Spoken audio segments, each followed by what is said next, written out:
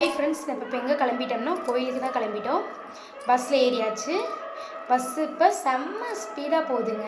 செம்ம ஸ்பீடாக சூப்பராக இருக்குது. பஸ்ஸு கன்வீனியண்ட்டாக இருக்குங்க.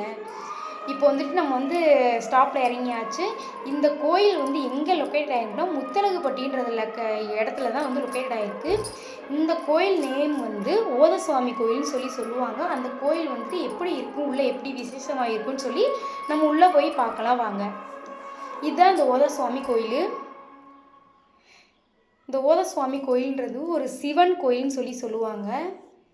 இப்போ தான் அலங்காரம் நடந்துக்கிட்டு இருக்கு சுவாமிக்கு.